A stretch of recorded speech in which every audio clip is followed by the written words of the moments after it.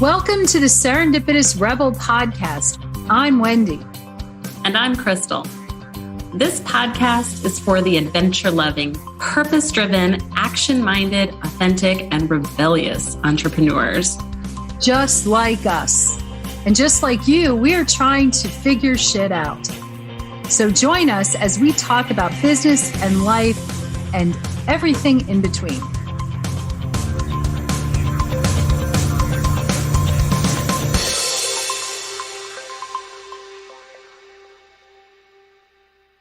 Hello, and welcome to what is the season finale of season 1 of the Serendipitous Rebel podcast. Hi, I'm Wendy Guth, and thank you so much for joining us over the past, 16 episodes. We really enjoyed our time and, not only excited about starting season 2, but just wrapping up today. Before I go any further, I must introduce my compatriot and my partner in crime. What was it saying? Compatriot? Wow, I can't even sure where that word came from. I like it though. Yeah. I think I like partner in crime better. Yeah. It's more fun. It's more fun. Rebellious even. Rebellious partner in crime, Crystal Eicher. Let's start off by telling a little secret that we decided to actually do this episode about an hour or two ago. Yeah. Via Voxer conversation. Exactly. We were having a really intense Voxer conversation. And Wendy said, I think this needs to be a podcast. And I said, well, I'm game if you are.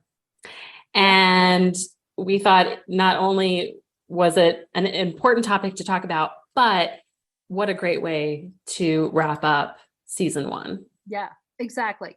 We've dug into a lot that has to do with just kind of like what's the shit what we've been dealing with, or what's running through our minds, and also digging into what hopefully is beneficial information on coaching and running a business and all of that good stuff. So we thought we could wrap it in a bow, maybe today, maybe sort of, but we're not going anywhere because season 2 is launching very, very close. So we're going to wrap it, but you're going to unwrap it just as quickly.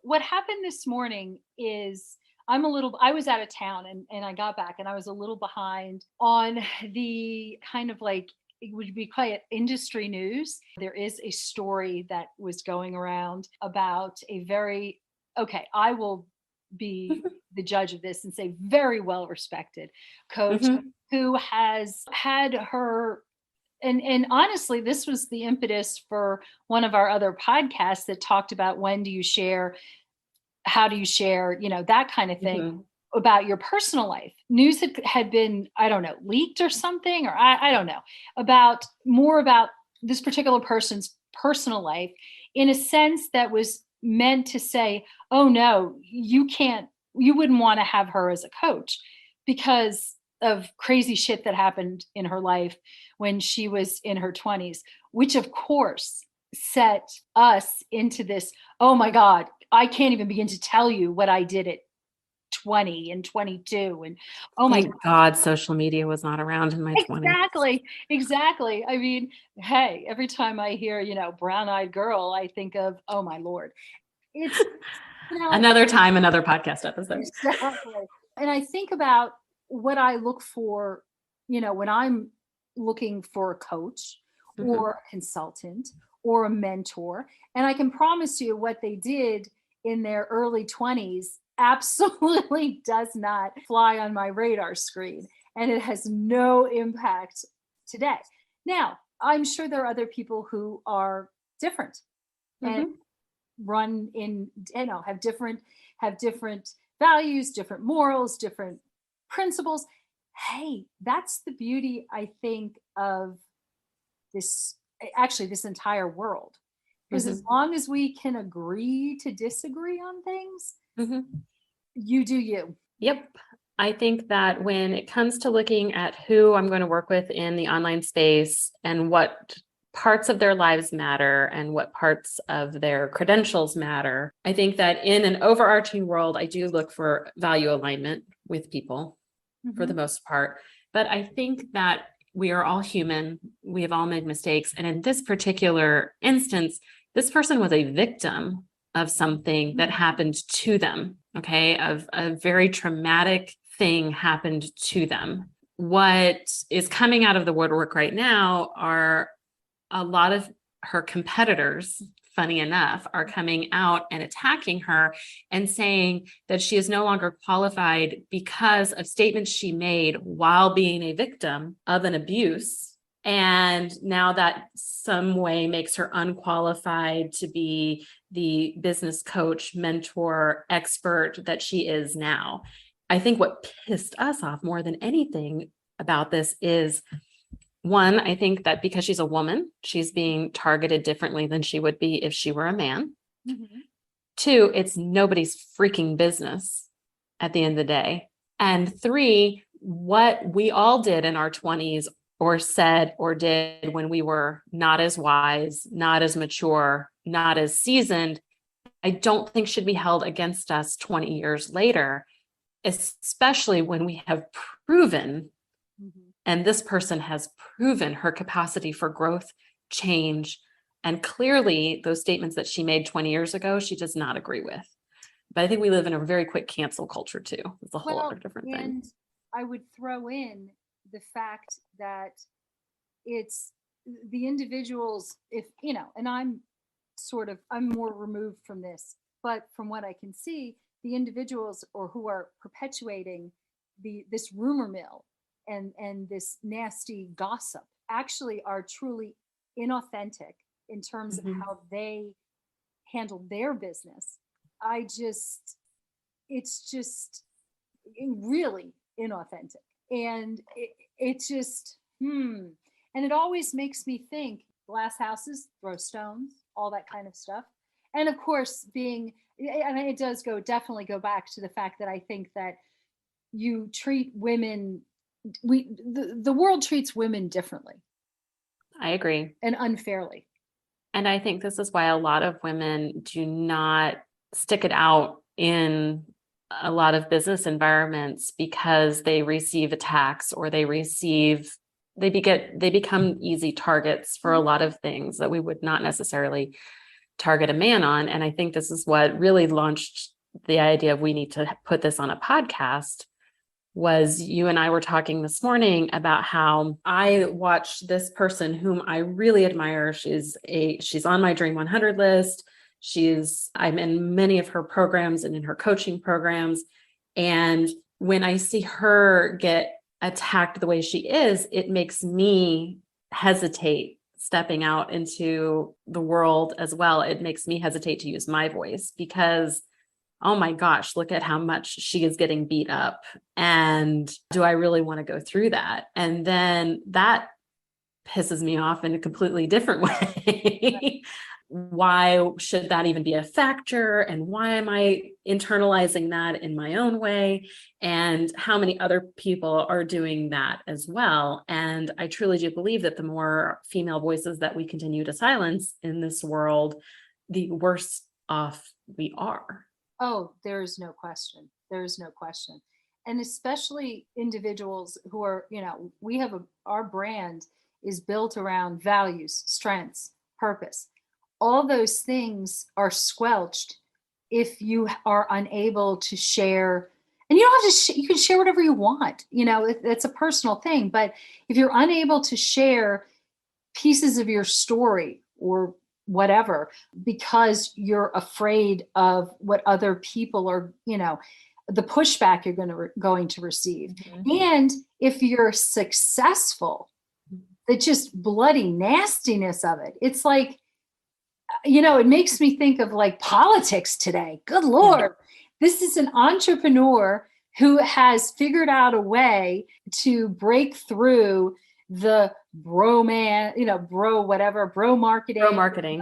that garbage, and to speak to women. And now, because she's successful, she's being frankly shit upon. And the fact that she was the victim, anyway, And it really makes me, it makes me incredibly angry, and really just disgusted.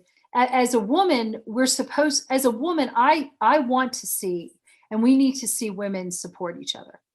Not, and I'm not saying, and actually, if I understand correctly, the impetus for this gossip mongering is probably more male originated. Heaven forbid a woman surpass a man It's just, yeah. in success and business. Well, and I think you said something on today. I said it's time to circle the wagons. I think that's 100% right. I think that when you see women being attacked in the online space and it is unjust, I think we have a responsibility to step in and defend one another. Yes. I think that people have their capacity to be cruel on the internet absolutely blows my mind. And we have talked about this in past podcasts, but also we hear it from our own clients and our own coaching clients that they are worried about putting their stories out there because of backlash they will get from either public or from family or for other things.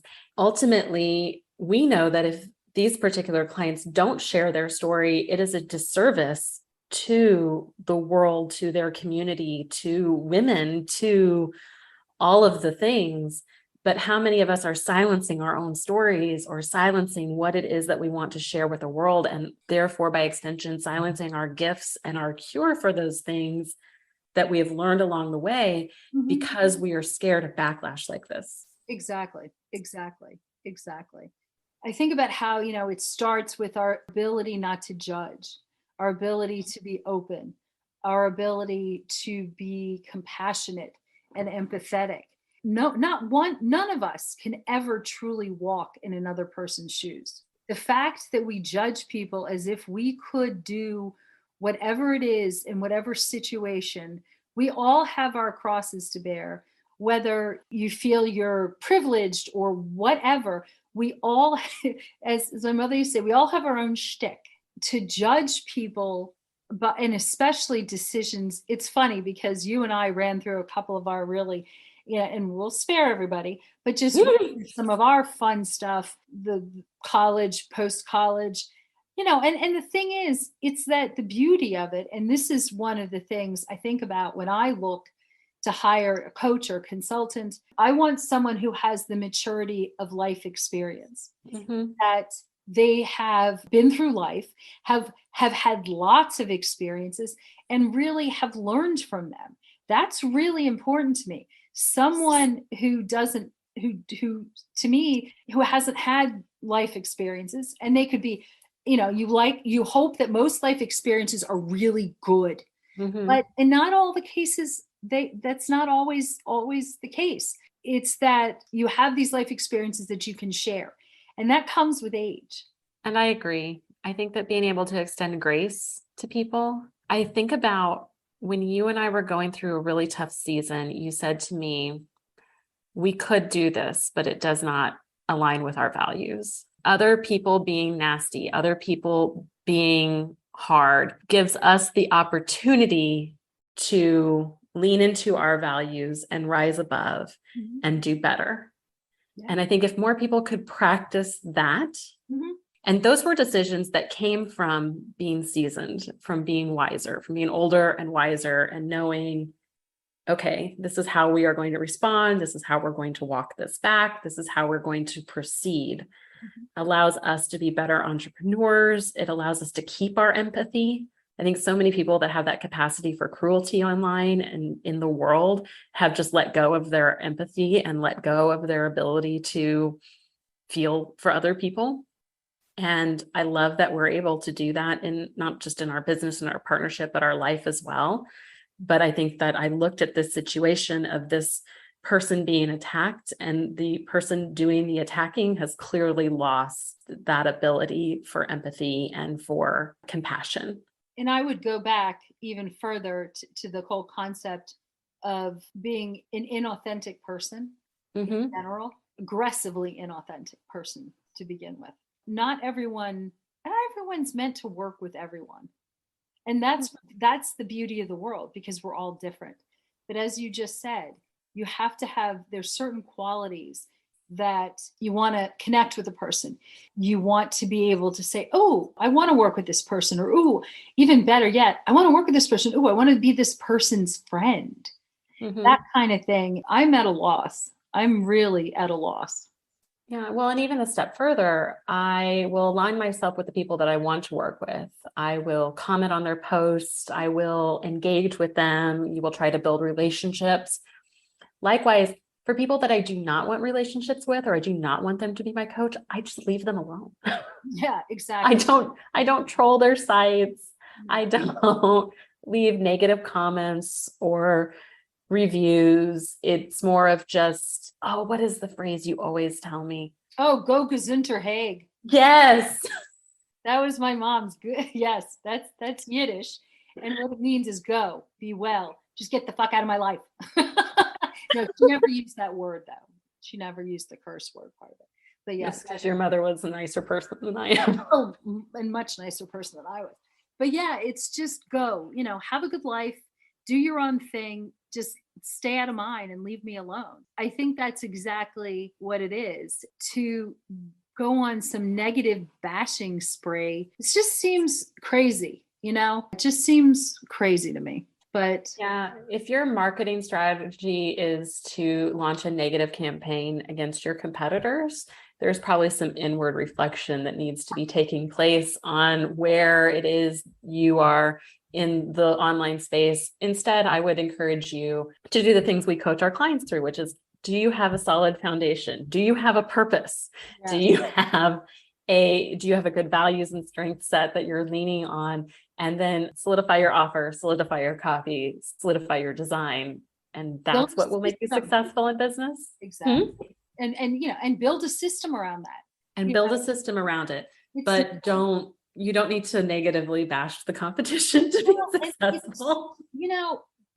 What is sort of mind-boggling to me, a couple things. One is, this is a huge planet. Even if you could attract every single person who could be an ideal client, would you really have the time and the inclination to do that, unless you're trying to build some incredible empire? Okay, and those people put aside. So there's that. And the other thing is that we are all unique. And how do you can't really sell yourself based on the negative, negative stuff about other people. That part is especially mind-boggling to me, because really, ultimately, what we all do is unique only because we're doing it. Mm-hmm. And even if you're selling a product, to a large extent, this product that this woman sells, I immediately switched to this product, even as Rebel on the Go, because of her messaging, because of her purpose, because of what she was selling, not because some dude said that it was terrible. The very fact that, and actually, I don't think that's not what he's saying. He's saying she's the bad person, or the problem is her. And yeah, that even flies even less with me. That really flies even less with me. I think that, for entrepreneurs, for female entrepreneurs out there, people throw stones. People throw stones. And hopefully you're in a community that will deflect those stones and stand up for you. Because the kinds of community that don't are called cults. Well, and if you're part of a cult, usually when you leave the cult community, I think it's like the signs you're in a cult is like, you get all the warm and love, warm fuzzies until you leave. And when you leave, they're either incredibly cold or they go on the attack. Yeah, which is so crazy. And that's gross. And we don't want to be part of a cult. We want to be part of the community and collaborative and have support. Exactly. And as an entrepreneur, realize that sometimes when people make you uncomfortable, it may be because you hit on something. I don't bash men. I'm not, I mean, I love my husband. I love like, we're married to a couple really nice ones. Yeah, yes. And there's actually millions and billions of fantastic. So this is not this is not about man bashing, but it is about building a circle of other, female entrepreneurs who are super supportive, are there for you when you need it. And that I think is super important. And I've known, and I've realized through my career, even before the online space, how important these relationships are.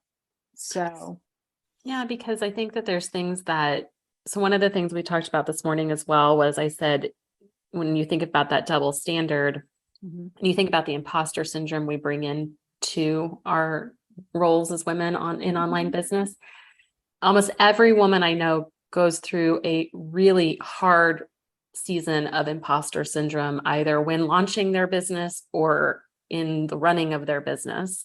Then we see situations like this, as I said before, and I think, oh my gosh, if this could happen to her, this could definitely happen to me. Or if they're challenging her expertise or her authority in this space, then who the hell am I to bring authority and expertise into this space?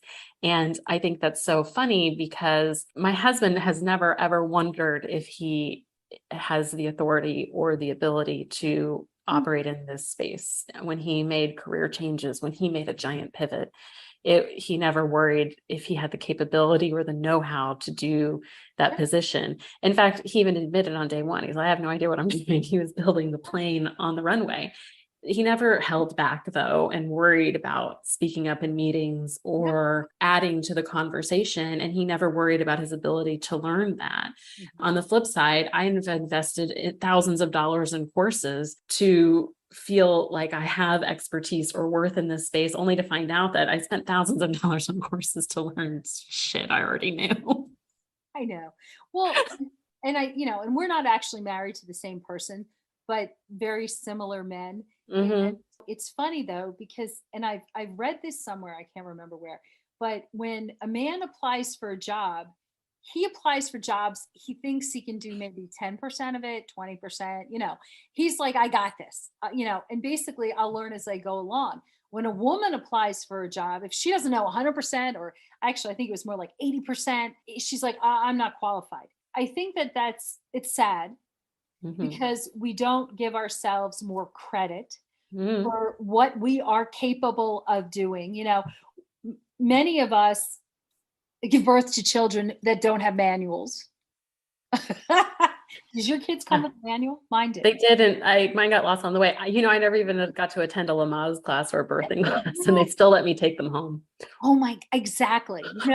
Exactly. There's something instinctual in us that means, we have intuition, we have empathy. There's so many, skills that we have as women that we don't give ourselves credit for. And yeah, the whole thing with imposter syndrome, I think we all suffer from it. I think that one of the things that I think we do with our coaching is, how do you get over, because that's a speed bump. That's a speed bump. How do you get over that speed bump as fast as you can and keep going? It'll jostle you a little bit, but let's just keep moving. I think in that particular case, it goes back to having, knowing what your strengths are, knowing what your, where you stand with your skills and your values, and also, your purpose. And I think that what ultimately, sort of to bring this around back to my getting off on a little tangent there, so sorry, is that this woman has an incredible purpose. And she has the vision. And I agree, to see somebody shit on that really does make me angry. Really does make me angry. I think this is going to be a blip on the screen, and hopefully maybe will backfire. That would be nice. I would love to see that happen. I mean, it made me double down on our purchases from this person and our subscriptions to this person's products. And it's funny because I just created a training video to promote this person's products actually for our clients. And I will double down on that all the live long day now as well, because it is time to circle the wagons and it is time to promote the things we love. I've said that before. You can promote the things you love without bashing the things you hate. You can have forward momentum on your own products and services without taking down the competition. In fact, community over competition at all the live long day. That's one of our values, is we don't really pay too much attention to who our competitors are or who is in the other space, who occupies the space with us, because we know we can't service every single client. We know that not every client is a good fit for us. Mm-hmm. And we know that a rising tide rises all boats. So if I can refer business to this coach, they can refer business to us, because we all serve different purposes. We all have different lanes. So I just think there's huge amounts of potential all the way around if you can operate under that philosophy. And if you can't, then stick it. Yeah. Sorry. I know. I was like, no, it's just perfect. I was going to say go F yourself, but stick it was way nicer. I think this was just stick it is the perfect way to end season one. Season one. Oh, and I hope that you've enjoyed our podcasts, listening to them as much as we've had in sharing them with you. And I would like to thank Crystal for making this a really fun, joyful experience. So, well, if you have anybody to thank, you should just look in the mirror, because this has been a heck of a lot of fun. And I hope you guys are subscribing and joining us for season 2. I'm going to attach the trailer to season 2 at the end of this episode, so you can learn more about where we're going in the future and what our next pivots might be. I think that's everything. So until next time, guys, enjoy, and thanks for listening. Sayonara, arrivederci. Ciao. Bye, everybody.